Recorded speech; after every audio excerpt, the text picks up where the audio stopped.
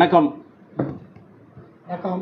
இந்தியாவின் ரோட்டரி சிங்கம் past governor திரு ஆர்மோ பாண்டியன் அவர்கள் அமெரிக்க நாடு சென்று வந்திருக்கிறார்கள்.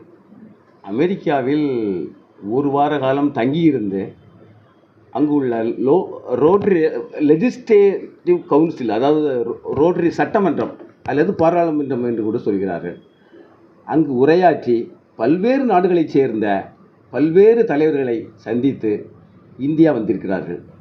தங்களது அமெரிக்க பயணம் எப்படி இருந்தது? வணக்கம். குறிப்பாக தினதரணியினுடைய எடிட்டர், பப்ளிக் இமேஜ் சேர்மன் திரு ரொட்டேரியன் ராமலிங்கம் அவர்களுக்கு முதன்முதலாக நன்றி தெரிவித்துக் கொள்கிறேன். ஏனென்றால் சிஓஎல் என்பது ரோட்டரியில் மிக மிக மிக அற்புதமான விஷயம். கிட்டத்தட்ட ரோட்டரி பாராளுமன்றம் என்பது இந்திய பாராளுமன்றத்துக்கு இணையானது.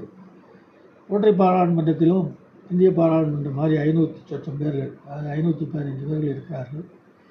எப்படி இந்திய பாராளுமன்றம் நடக்கிறதோ அதை விட சிறப்பான முறையில் ரோட்டரி பாராளுமன்றம் நடக்கிறது. சபாநாயகர் இருக்கிறார், சேர்மன் தான் சபாநாயகர், பிரைம் மினிஸ்டர் இருக்கிறார், அவங்க வந்து ஜான் பெக்கோ ஜெனரல் செக்ரட்டரி, ஜனாதிபதி இருக்கார், ஜனாதிபதி கூட அங்கேயே வந்திருப்பார், அவங்க தான் ஆர்ஐ பிரசிடென்ட். இவங்க அத்துணை ஆர்ஐ தலைவர்கள், என்டையர் உலகத்தில் உள்ள மிகப்பெரிய ரோட்டரி தலைவர்கள் எல்லாம் அமர்ந்திருந்து ஒரு இனாக்ட்மெண்ட்டை கொண்டு வராங்க. ஆனால் இந்திய பாராளுமன்றம் மாதிரி இல்லை, அங்கே ஒரு சச்சரவு சத்தம் எதுவும் இருக்காது. 9 மணிக்கு பாராளுமன்றம் துவங்குகிறது என்றால் 9:01 அதன் கதவுகள் பூட்டப்படும். நிறைய பேர் அவங்க மனைவி துணைவியாருடன் வந்திருக்காங்க. அவங்களெல்லாம் அப்சர்வராக அனுப்பியிருந்தாங்க. அப்சர்வர்கள் கூட உள்ளே வர முடியாது, அவங்களுக்கு தனி கிளாஸ் சேர் போர்டு தான் வைக்கணும், தனியாக இருப்பாங்க. இது வந்து அத்துணை இந்தியாவில் மாத்திரம்தான் நம்ம இங்கிலீஷில் பேசுகிறோம். ஜப்பான், கொரியா மற்ற நாடுகளுக்குள்ளே அவங்க அந்தந்த லாங்குவேஜில் பேசலாம். அதுக்குள்ளே டிரான்ஸ்லேட்டர்ஸ்லாம் இருக்காங்க. அதுக்குள்ளே டிரான்ஸ்லேட்டர்ஸ்லாம் அங்கே நடக்கிறத கேட்கத்தான் முடியுமே தவிர எங்களால் பார்க்க முடியாது. சைடில் அப்படி கேலரியில் வந்து கிளாஸ் டோர் போட்டு உள்ளே இருப்பாங்க. அப்படி ஒரு பெர்ஃபெக்டான ஒரு பாராளுமன்றம். காலையில் 2 மணி நேரம் பாராளுமன்றம் நடந்தால் 2 மணி நேரமும் அந்த சேர்மன், ஜனாதிபதி போன்ற அந்த சேர்மன் நின்று கொண்டே இருக்கிறார்.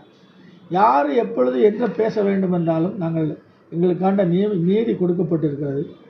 ஒரு இனாக்ட்மெண்ட் வருதுன்னா அதுக்கு சார்ந்து பேச வேண்டும் என்றால் பச்சை கார்டை எடுத்துகிட்டு நான் க்யூவில் நின்னா அது கொடுக்கப்படும். அதே போல் நான் வந்து அதை எதிர்த்து பேச வேண்டியது இருந்தால் ரெட் கலர் கார்டை எடுத்துக்கொண்டு நான் நிற்க வேண்டும். அது மட்டுமல்ல, ஜென்ரலாக நான் ரோட்டரியை பற்றியோ இல்லை ஒரு விதிமுறைகள் மீறலை பற்றியோ சொல்லணும்னா ஒரு எல்லோ கார்டு அதை கொடுத்துருப்பாங்க, அதை எடுத்துகிட்டு போய் நான் நின்று பேசணும். சரி, இருவரும் மாறி மாறி பேசிக்கிட்டு இருக்காங்க, ஒரு முடிவுக்கு வரலாம் என்று அந்த என்டையர் ஹவுஸ் நினச்சா ஒரு ஜீப்ரா கார்டு ஒன்று இருக்குது, அதை தூக்குனா அது ஒரு 75% மேலே இருந்தால் உடனே அதை இனாக்ட்மெண்ட்டுக்கு வந்துடுவாங்க. ஒன்றுக்கும் நாங்கள் ஓட்டு போடணும். எந்த ஒரு இனாக்ட்மெண்ட்டுக்கும் ஓட்டு போடணும். இந்த இனாக்ட்மெண்ட் வரும்போது அதில் ஏதாவது ஒரு அமெண்ட்மெண்ட் வந்தால் அந்த அமெண்ட்மெண்ட்டை ஏற்றுக்கிடலாமான்னு சொல்லது கூட நாங்கள் ஓட்டு போடணும். இவ்வளோ ஒரு அற்புதமான ஒரு ஹைலி டிசைன்டு ஒரு பார்லிமெண்ட்டை உலகத்தில் எந்த மூலை முடுக்கிலையும் பார்த்துருக்க முடியாது. அதுக்கு சென்று வந்ததை மிக பெருமையாக கருதுகிறேன்.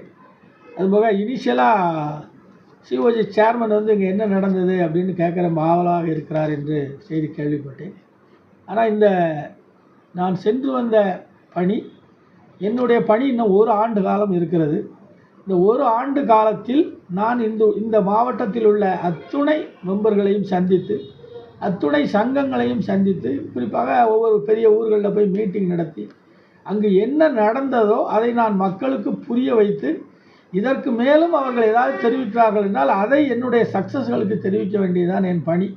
அதனால் நான் வந்து நம்ம சிஓஎல் ரெப்ரசன்டேட்டிவ்ட்டு எந்த நியூஸும் வரவில்லை என்று ரொம்ப ஆதங்கப்பட்டதாக கேள்விப்பட்டேன். அதனால் இன்னும் 1 வருட காலத்தில் சிஓஜி குரல் ஒலித்து கொண்டே இருக்கும், நம்முடைய மாவட்டத்தின் குரலும் ஒலித்து கொண்டே இருக்கும்.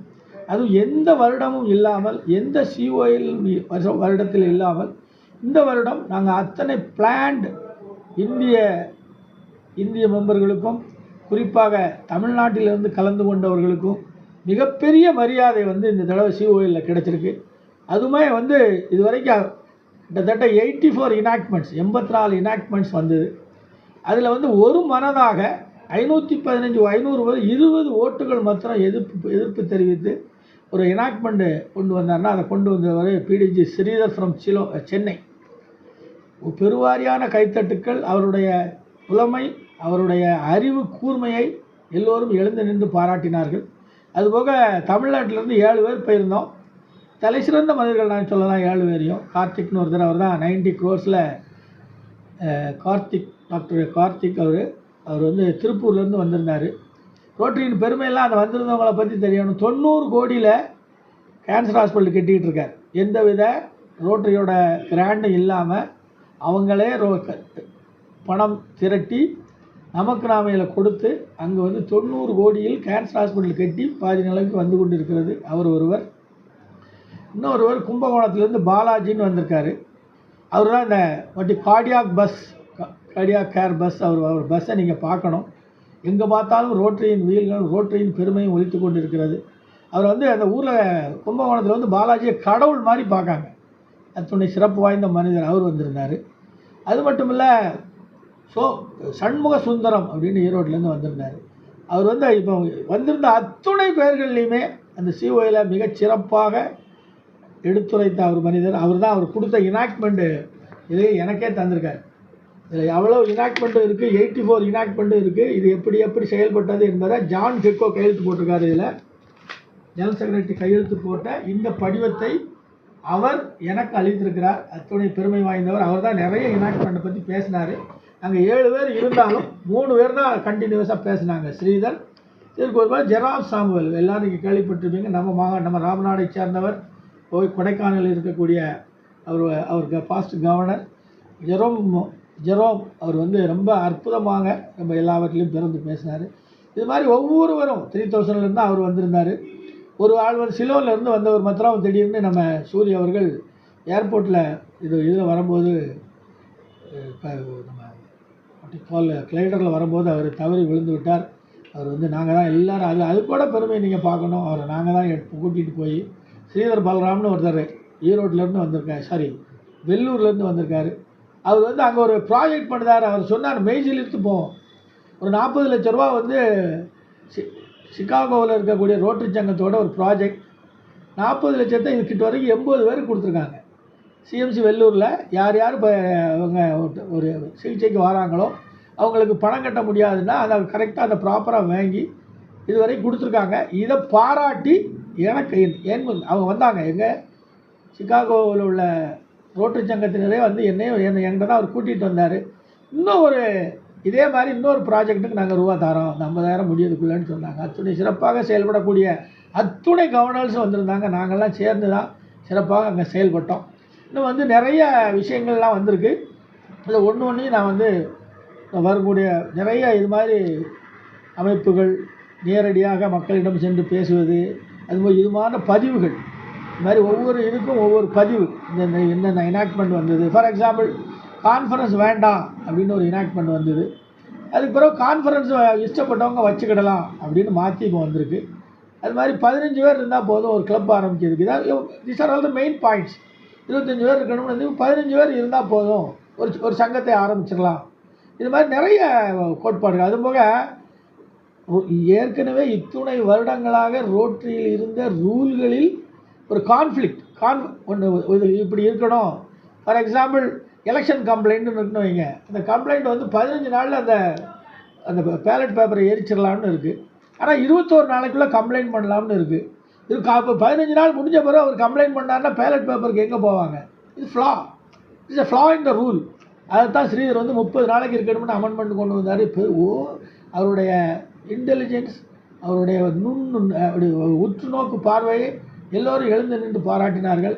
சேர்மன், அதில் வந்து பாராளுமன்றத்தில் யாரெல்லாம் இருந்தாங்கன்னா சேர்மன், வைஸ் சேர்மன். காலையில் சேர்மன் இருந்தால் ஈவினிங் வைஸ் சேர்மன் போவாங்க. சேர்மன் நின்றுக்கிட்டே இருப்பாங்க அவ்வளோ நேரமும். அதுக்கடுத்தால செக்ரட்டரி, அதுபோல் ஒவ்வொரு இவங்க எல்லாம் ஃபைனான்ஸ் மினிஸ்டர், அந்த மினிஸ்டர்லாம் இருக்க மாதிரி ஒவ்வொரு ஃபைனான்ஸுக்குன்னா ஒரு டைரக்டர்ஸ், அங்கேருந்து எல்லோரும் அதோடைய இப்போ கேலரியில் உட்காந்துருப்பாங்க. ஜனாதிபதி ஆகிய நம்ம ரோட்டரி இன்டர்நேஷ்னல் பிரசிடெண்ட் கூட எங்கள் மாதிரி தான் உட்காந்துருக்கணும். ஜான் கெக்கோ என்கிட்ட வந்து 4வது சீட்டில் உட்காந்துருந்தார். அவர் தான் more or less equal to prime minister. அப்படி ஒரு அற்புதமான அமைப்பை நான் கண்டதை மிகவும் பெருமை அடைந்தேன். இது எல்லாவற்றுக்கும் மேலாக எனக்கு இன்னொரு சிறப்பு அம்சமும் கிடைச்சிது. அங்கே போய் நான் இன்டர்நேஷ்னல் ரோட்டரி ஹெட் குவார்ட்டர்ஸ் ஆஃபீஸுக்கு போயிருந்தேன். அங்கே நம்ம இன்டர்நேஷ்னல் பிரசிடெண்ட்டை பார்த்தேன். அவங்க பக்கத்தில் அருகில் நின்று அந்த பெருமை வாய்ந்த அந்த சீட்டு பக்கத்தில் நின்று ஃபோட்டோ எடுத்தேன். அப்போ தான் அவங்களே வெளியே வந்து எல்லா கவர்னர்ஸுக்கும் இப்படி தான் ஃபோட்டோ எடுப்பாங்கன்ட்டு என்னை கையை கொடுத்து ஃபோட்டோ எடுத்தாங்க. அது மட்டும் இல்லை, பிரசிடெண்ட் எலெக்ட் என்னுடைய நெருங்கிய நண்பர் மதுரைக்கு வந்திருக்கும் போது நான் வந்திருக்கும் போது நான் எனக்கு ரோட்டரி உங்களை அந்த விசாவில் சொல்லணும், உங்களுக்கு ரோட்டரி அமெரிக்காவில் யாரையாவது தெரியுமா, உறவினர்கள் இருக்காங்களானதோ நான் அவர் நேமை தான் மென்ஷன் பண்ணி அவர் மெயில் ஐடி இது தான் கொடுத்துருந்தேன். அதனால் எனக்கு வந்து என் பில்லு எனக்கு ஹோட்டலில் பில்லு போட்டு கொடுத்ததே எனக்கு அமெரிக்கா 1 மேன் 1 ரோட்டரி சென்டர்னு அதில் தான் பில்லு போட்டு கொடுத்தாங்க. அவர்கிட்ட நான் வருவோம்னு சொல்லி வைத்திருந்ததாக அவளுடைய பிஏ வந்து எனக்கு எல்லாத்தையும் அறிமுகப்படுத்தி நாங்கள் உள்ள அங்கே ரிஜிஸ்டர்லலாம் நாங்கள் என்ட்ரு பண்ணிவிட்டு ரோட்டரி இன்டர்நேஷ்னல் அந்த ஹெட் குவார்ட்டர்ஸுக்கு போயிட்டு வந்தேன். அது மட்டும் இல்லை, அதை விட சிறப்பு அம்சம் அங்கே அதனால் அவங்கெல்லாம் எனக்கு தெரிஞ்சிருந்ததுனால நீங்கள் வந்து பால் ஹாரிஸ் ஹோமுக்கு போங்க அப்படின்னு சொன்னாங்க.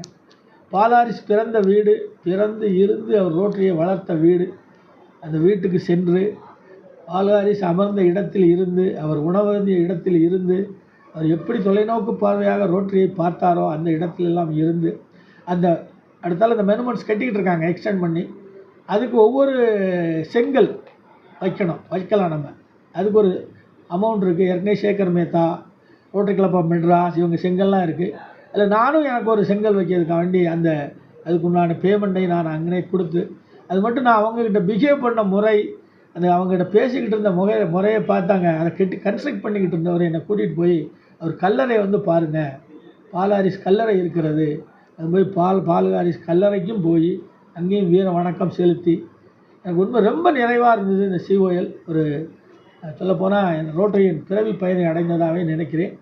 அதனால் இன்னும் வரக்கூடிய நிகழ்வுகள் அது மாதிரி இவங்களுடைய இதனால் நம்ம இது மாதிரி கமிட்மெண்ட்ஸு இது மாதிரி விஷயங்கள்லாம் நான் உங்களுக்கு என்ன சிஓஎல் எவ்வாறு நடந்தது, நமக்கு அதனால் என்ன தேவை, இன்னும் நமக்கு என்ன தேவைப்படுகிறது என்று தெளிவாக கூறுகிறேன்.